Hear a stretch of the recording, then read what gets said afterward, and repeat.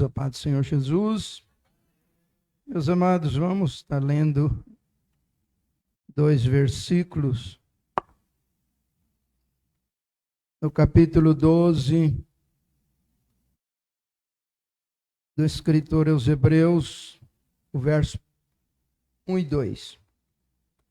Estou muito feliz de estar aqui nessa festa maravilhosa, espiritual, onde o Senhor tem manifestado teu Santo Espírito.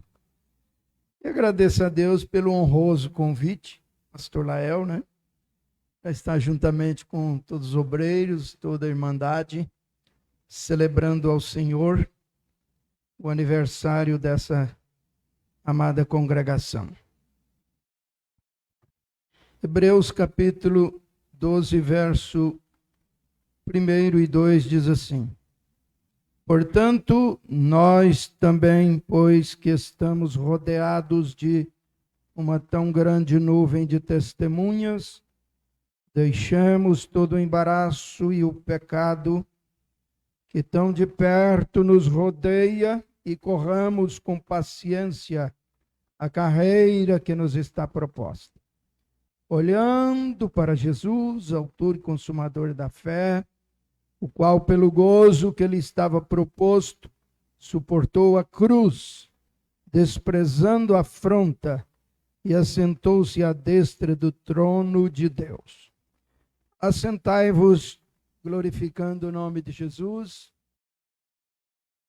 E, amados irmãos, lá na Rua das Tabocas, na casa do irmão Urbano de Barros, e esse irmão depois mudou para outra cidade. E hoje lá mora o presbítero, irmão José Milton. Ele aluga aquela casa lá. E de lá que veio para a casa do irmão José Pereira. E no final de 77, que eu mudei para cá, ainda não tinha energia, não tinha água encanada. Então eu tive fazendo as contas, já estou morando nessa rua há 48 anos. Nunca mudei. Um dia eu pus uma plaquinha lá, pois vende-se. Aí o Senhor falou em profecia: não, era no meu tempo, pode baixar essa placa. Aí eu estou ali até hoje, E a Assembleia de Deus tem uma casa boa lá no centro da cidade, mas o Espírito Santo, o Senhor, não direcionou para lá não, é para ficar ali, Então, meus amados irmãos, pastor Lael e a igreja tinha liberdade de convidar pregadores que quisessem vir ministrar a palavra. E eu não sei trabalhar com ferramenta dos outros, emprestado. Então é a que Deus me deu e nós vamos com ela mesmo, E eu, como sempre, eu fiz aqui o meu rascunho e orando a Deus, e lendo a Bíblia Sagrada, pedindo ao Senhor para ter misericórdia, para poder Ele dar para nós uma palavra, para nós edificar a nossa fé, Eu tive lá no círculo de oração, irmã Elza, quarta-feira. Ontem tive no culto do pastor Salmo. E hoje aqui com os irmãos. Amanhã, se Jesus não arrebatar a igreja, nós vamos estar no Alto São João. A obra de Deus não para, Então, meus amados irmãos, o escritor aos Hebreus, nesse capítulo 12, verso 1, ele disse: portanto, nós também. Porque nós também. Nós, os crentes também. Os políticos, eles estão rodeados de uma grande nuvem de testemunha. O Exército Brasileiro, a Polícia Militar, estão rodeados de uma grande nuvem de testemunha. Os empresários. E não é diferente para nós, os crentes, na pessoa bendita de Jesus. Nós estamos rodeados de uma tão grande nuvem de testemunha. Portanto, deixe todo embaraço e o pecado que tão de perto nos rodeia. Tem coisa que não é pecado, mas é um embaraço na vida do crente, né? Mas o verso 2, que é o tema escolhido, né? Porque nós estamos correndo essa carreira que nos está proposta, correndo ela com paciência. Não corremos demais e também não paramos. E aí no verso de número 2, olhando para Jesus, o autor e o consumador da nossa fé, o qual, pelo gozo que lhe estava proposto, suportou a cruz, desprezando a afronta, e assentou-se à destra de Deus. Aleluia! É poderoso essa palavra. É maravilhosa essa palavra. Nós estamos aqui meditando nesse versículo. E eu, com certeza, a igreja orou, o círculo de oração orou, os pastores, os obreiros oraram, fizeram aqui um preparo tão bonito para receber, né, os amados irmãos que vêm de outros bairros, de outra cidade, né? Olha aí, irmão David, está muito diferente do dia que eu tive aqui, né? Meu Deus, esse homem tem fé, né?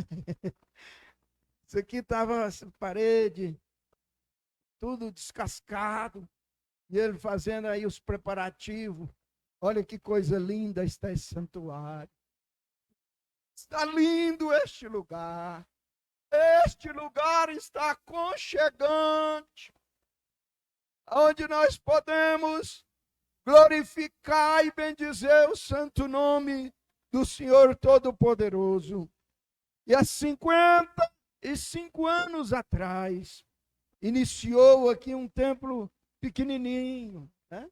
Eu tive a oportunidade de, um período, de morar aqui numa meia aguinha que tinha aqui, ó. Hoje é o púlpito. Morei aqui uma época, né? O pastor Newton Melo cedeu para mim aqui um período enquanto eu reformava a nossa casa ali. E esses 55 anos da congregação, como é que é o nome?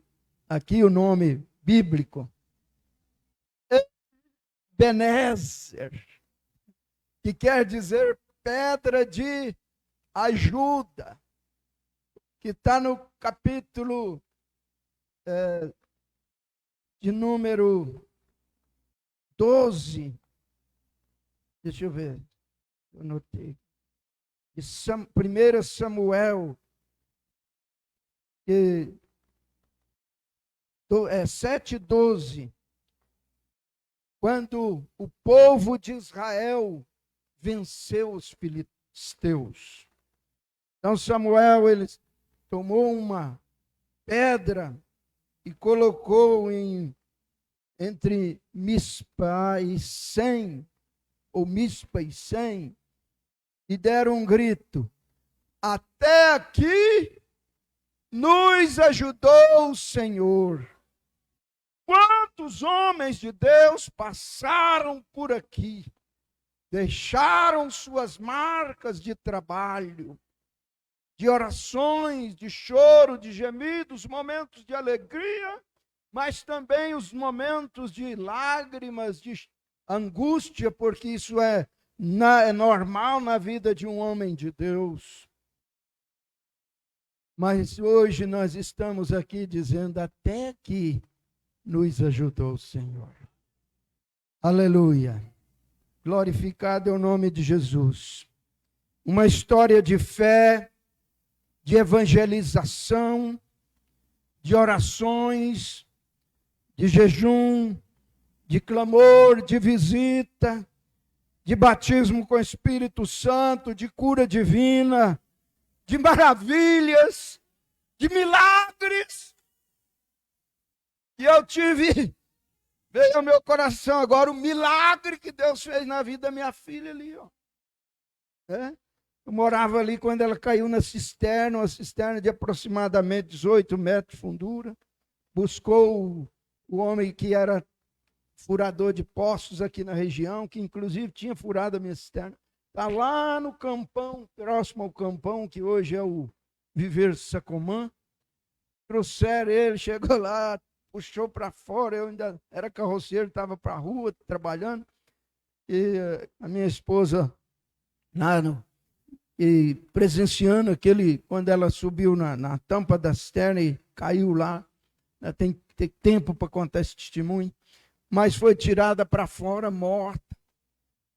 Mas minha esposa tomou a menina no braço, ela tinha 3 anos, e orou ao Senhor Jesus, dizendo: Jesus, o Senhor ressuscitou Lázaro, que tinha 4 dias numa sepultura, dá vida para minha filha agora, Senhor. E a menina gritou: mãe, um corpo gelado, sem vida, esse lugar tem milagre. Mas o Deus que nós servimos é o Deus de milagres. Aleluia. Não está pensando isso aqui, pastor Carlos Correia? É um lugar de bênção. É uma casa de Deus. Oh, glória a Jesus. Um milagre vivo está aí. E hoje já me deu um neto, uma bisneta, né? Cuidando de mim, mas a mãe dela nos ajudando muito. Então nós temos que glorificar e bendizer o nome do Senhor. Porque nós estamos olhando para Jesus. É Jesus que fez tudo isso. E fez, está fazendo e continuará fazendo, porque Jesus, ele é, irmã Ana, o ontem, o hoje e eternamente o mesmo Senhor. Os homens mudam, mas ele não muda. Aí em Hebreus 13:6, o escritor aos Hebreus diz assim: com confiança ousemos dizer, o Senhor é o meu ajudador, e não temerei o que me possa fazer o homem.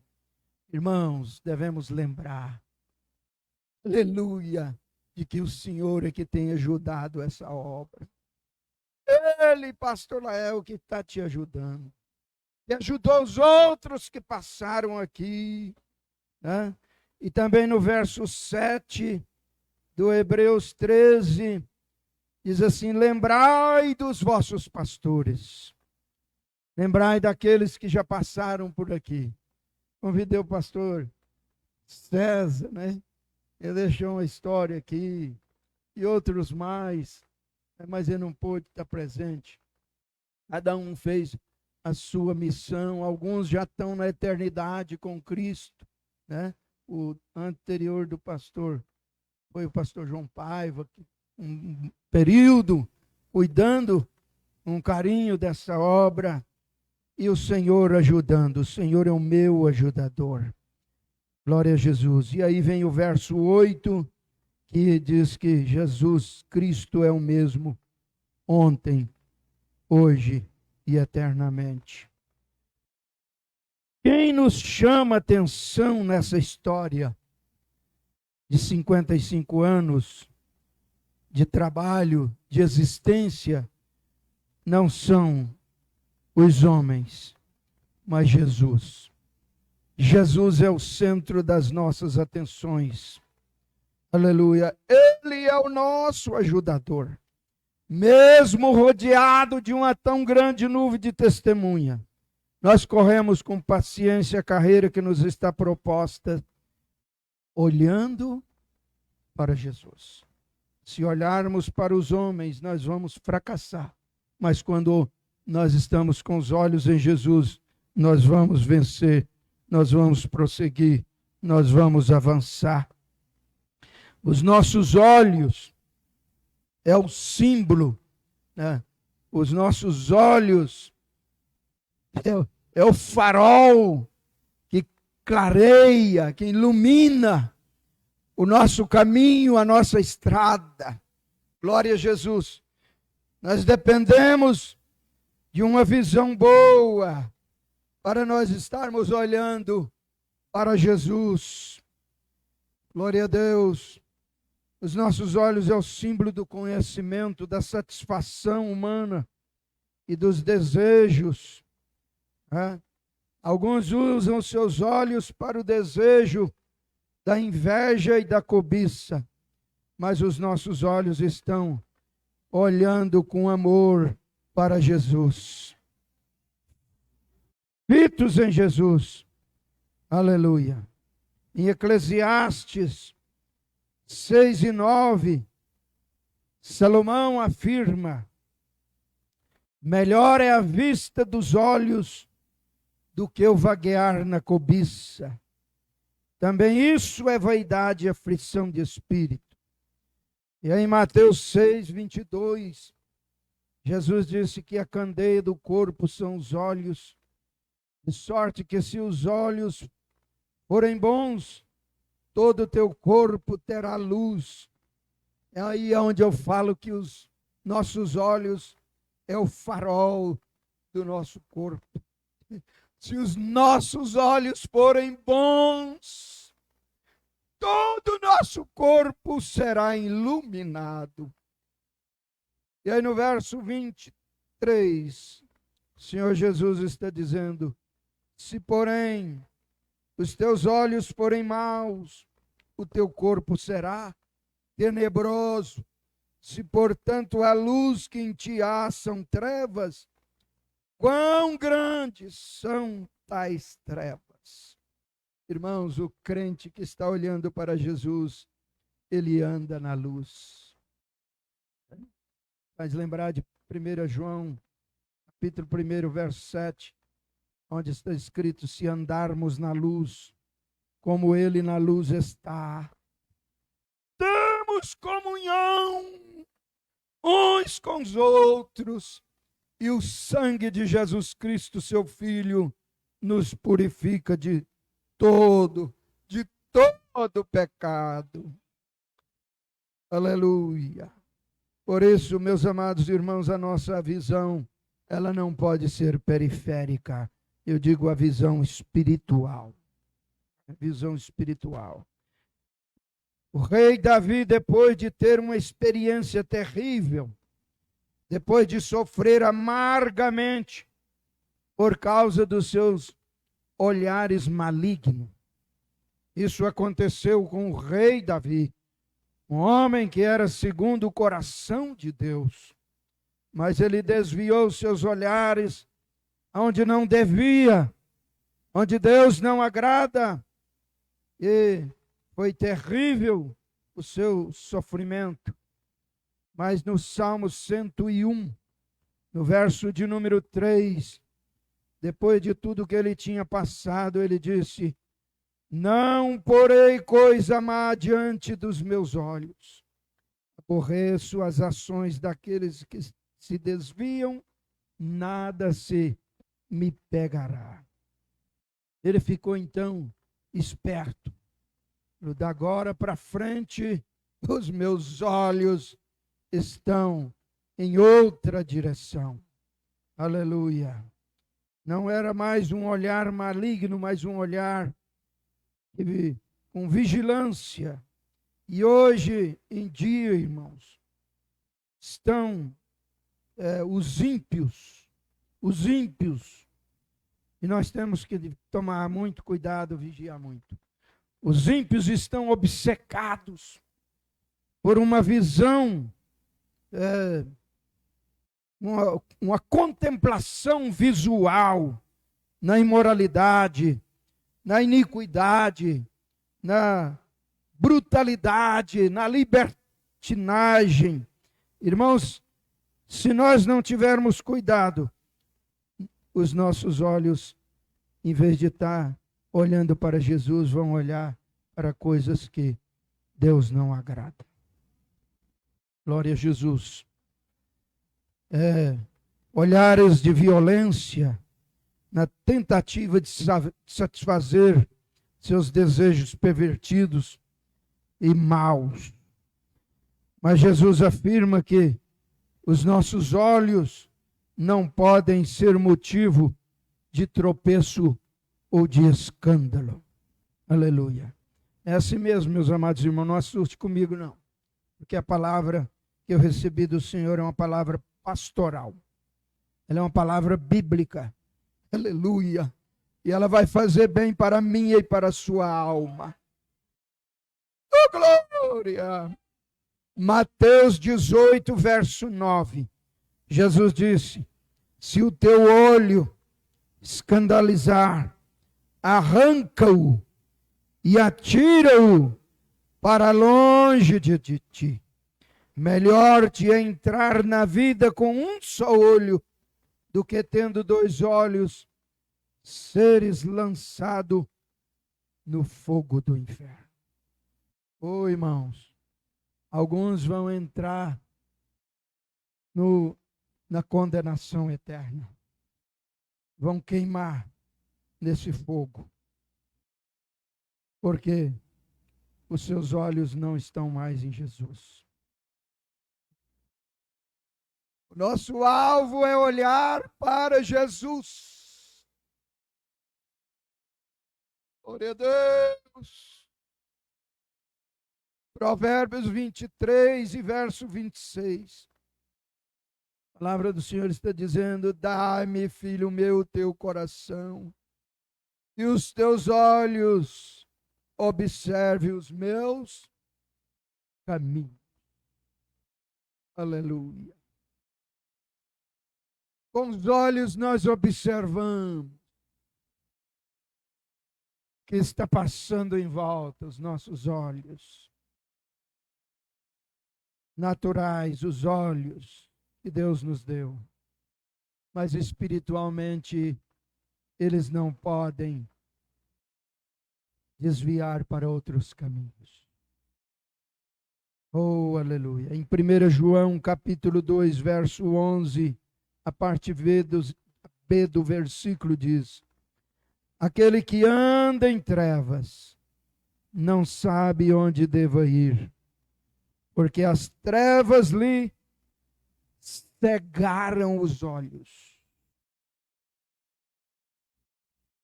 Escuridão cega os olhos. A visão fica pouca, ou quase nada, ofuscada. Foi no circo de oração que eu dei o testemunho lá em Goiás, que a gente ia para o culto nos trieiros da roça. Às vezes tem alguém aqui que teve essa experiência de ir para o culto nos trieiros da roça. E ainda tinha um córrego para passar da casa nossa, chegar lá na igrejinha, no templozinho, que está lá abandonado. Né? Hoje está dentro da fazenda de um primo meu, e ele trancou e não deixa ninguém mexer, está lá sendo conservado. E passava numa pinguela, né? No córrego. E não existia, nós não tínhamos nem lanterna, era lamparina. Aí, de repente, uma chuva. Estava a noite escura, só com aquela lamparina. A gente não estava vendo como é que estava o tempo lá no céu, né? Inesperadamente a água cai. Primeira coisa, apagar a luz. Aí tudo trevas, tudo escuridão. E de vez em quando um relâmpago. E eu só via meu pai, ele era muito esperto, conhecia bem, e eu atrás, voltando do culto, né? E umas experiências da diferença do que é luz e do que é trevas. Mas em 1 João 2 e 11, a parte B diz: aquele que anda em trevas não sabe para onde deva ir. porque as trevas lhe cegaram os olhos. Mas enquanto servos do Senhor, nós estamos seguindo a Jesus, que Ele é a luz. Jesus disse: eu sou a luz do mundo. Quem me segue jamais andará em trevas, mas terás a luz da vida. Oh, aleluia! Jesus é a luz do mundo e nós estamos seguindo Ele, e nós não andamos mais em trevas, nós não estamos mais na escuridão do mundo. E no verso de número 16, do capítulo 2 de 1 João, diz assim: porque tudo que há no mundo, a concupiscência da carne, a concupiscência dos olhos e a soberba da vida, não é do Pai, mas é do mundo. E no verso 17, e o mundo passa, e a sua concupiscência, mas aquele que faz a vontade de Deus permanece para sempre. Oh, igreja, a nossa missão aqui nessa terra é fazer a vontade de Deus, a vontade do Pai que está no céu. Por isso que em Apocalipse, capítulo 3, verso 18, Jesus aconselhou os crentes de Laodiceia a comprar dele colírio santo para ungir os seus olhos, a fim de que pudessem ver, porque eles estavam cegos espirituais. E a nossa visão espiritual não pode ser periférica, olhando vida de um e de outro. Ela deve estar focada em Jesus.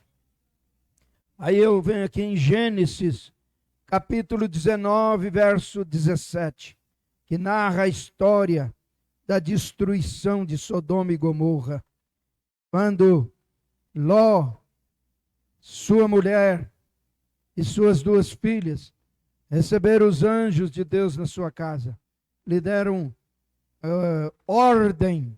Aqueles mensageiros vieram com a ordem de Deus: saia de Sodoma e não olhes para trás.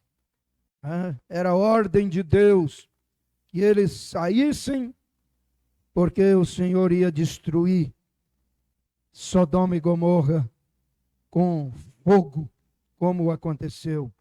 E no verso 26, diz que a mulher de Ló olhou para trás e ficou convertida numa estátua de sal. Irmãos, eu posso entender que eles já haviam saído da cidade de Sodoma. A mulher de Ló já havia saído de Sodoma. Mas Sodoma não havia saído do coração da mulher de Ló.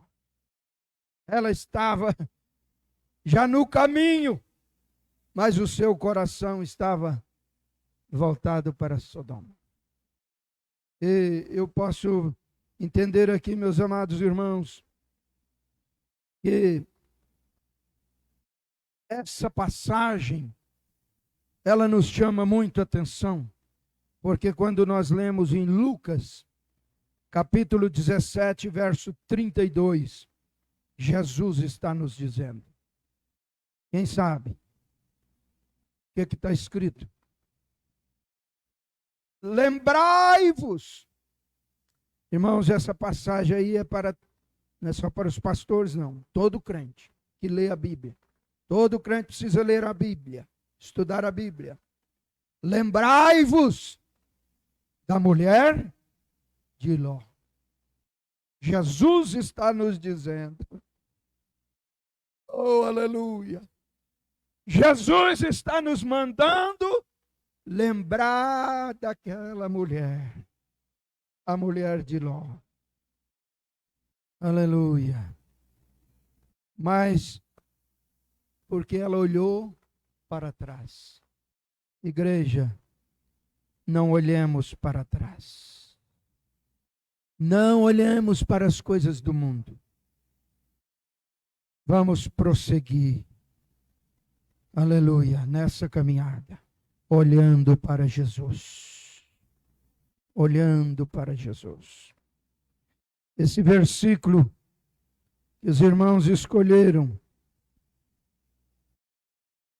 Jesus, o autor, consumador da fé, suportou a cruz, desprezando a afronta, e assentou-se à destra do trono de Deus. Me chama a atenção esse versículo. Da cruz para o trono. Repita comigo. Da cruz para o trono. Olha só, meus amados irmãos. Uma trajetória de Jesus. Tem que ser crente para acreditar. Tem que ser crente. Da cruz. Na cruz, o nosso Jesus deu brado de vitória. Dizendo: Pai, consumado está a obra que me deste para fazer. Ele expirou na cruz. José de Arimateia, um senador honrado, pediu a tirar o seu corpo da cruz e colocou num túmulo de família. Um túmulo emprestado. Da cruz para o túmulo. Mas teve uma outra trajetória. Do túmulo para o trono.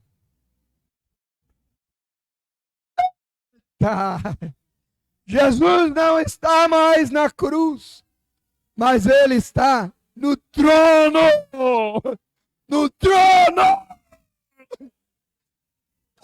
Ele está entronizado. Eita, eu creio. Aleluia. Quando nós lemos em Apocalipse 3:20, está escrito: ao que vencer, é Jesus dizendo: lhe concederei que assente comigo no meu trono, como eu venci e me assentei com meu Pai no seu trono. Pastor Roberto, é direito dos vencedores. É direito de quem vencer assentar lá no trono. A cruz ficou vazia, o túmulo vazio, mas o trono não está vazio. Aleluia, e tem lugar para nós lá. No ano 63, depois da morte de Jesus, no ano 63 depois de Cristo, Lucas escreveu o livro dos Atos dos Apóstolos.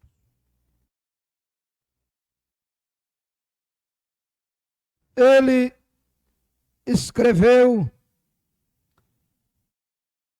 e endereçou os Atos dos Apóstolos a um homem chamado Teófilo,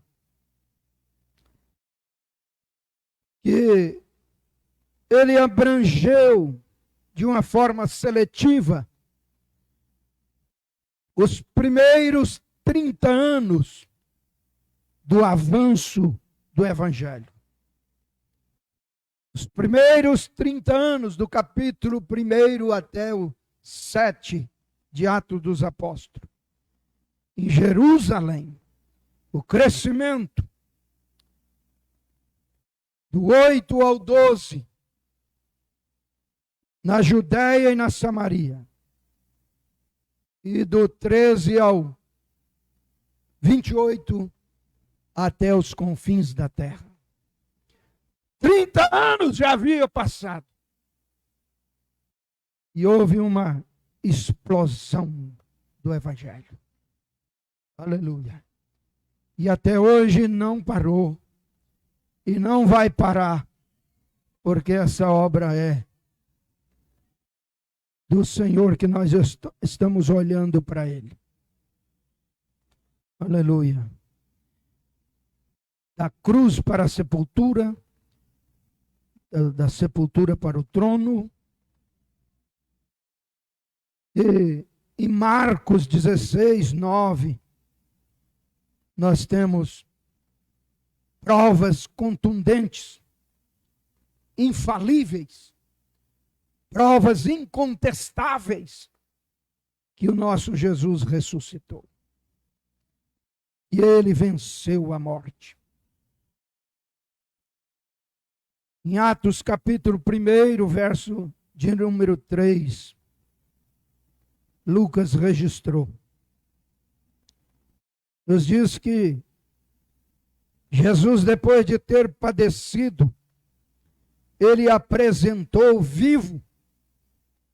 Por quantos dias, irmãos? 40 dias. Gente, isso aqui é profundo. Os quais também, depois de ter padecido, se apresentou vivo com muitas infalíveis provas, sendo visto por eles por espaço de 40 dias. E falando, o que ele falava? Do que era a respeito o reino de Deus. Reino de Deus. Existe reino das trevas. E é até ruim de falar isso. Mas esse reino das trevas está dominando muita gente no mundo inteiro. Mas nós estamos livres, porque nós estamos olhando para Jesus. O nosso reino é o reino de Deus, é o reino da luz, é o reino da vida. Oh, glória a Jesus. Aleluia. Os demônios não gostam que fale assim, não. Um espaço de 40 dias, Jesus vivo, dando aos discípulos instruções, diretrizes, como eles iam prosseguir. De repente, no final de 40 dias, o que aconteceu? Verso 9. E quando dizia isto, vendo eles, foi elevado às alturas, e uma nuvem o recebeu, ocultando os olhos. Os olhos não puderam mais contemplar Jesus. E o verso 10, estando com os olhos fitos no céu,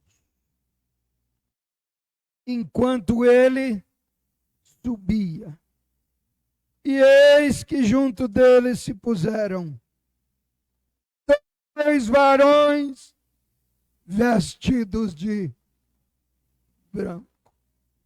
É bonito branco, irmã Elza. Oh, glória! No dia que Jesus arrebatar a igreja, não são só as irmãs que vão estar de branco.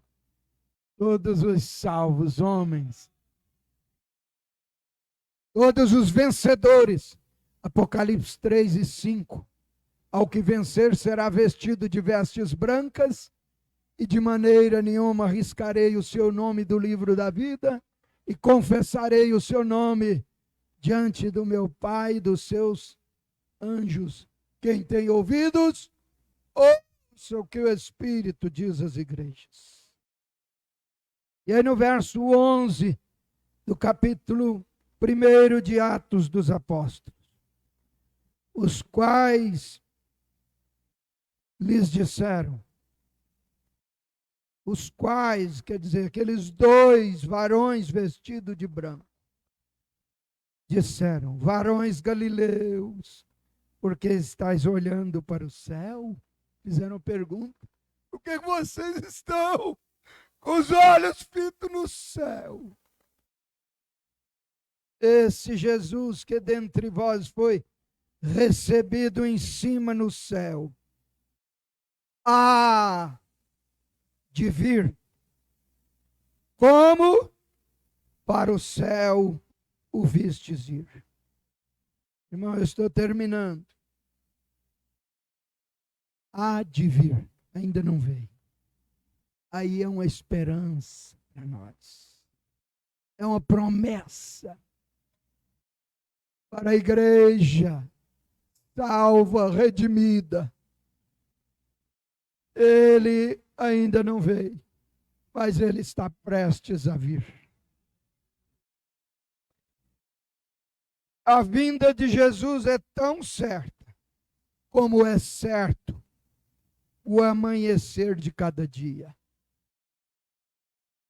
Quando a noite chega, todos nós esperamos. O dia vai amanhecer. Como é certo o amanhecer de cada dia, é certo a volta de Jesus. Em Marcos 13:32, mas daquele dia e hora ninguém sabe, nem os anjos que estão no céu, nem o Filho, mas unicamente o Pai. 3 advertências Jesus nos dá. No verso de número 33. Olhai, vigiai e orai, porque não sabeis quando chegará o tempo. Isaías 45:22, aqui eu encerro. A palavra do Senhor está dizendo: olhai para mim, sereis salvos, vós todos os termos da terra, porque eu sou Deus e não há outro. Um único Deus. Continuemos olhando para Jesus. Ele é o autor e o consumador da nossa fé.